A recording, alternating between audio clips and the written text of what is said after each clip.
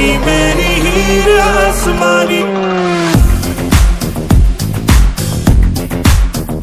लिखी हवा पे इश्क कहानी, और लिखी हवा पे इश्क कहानी, मेरी हीर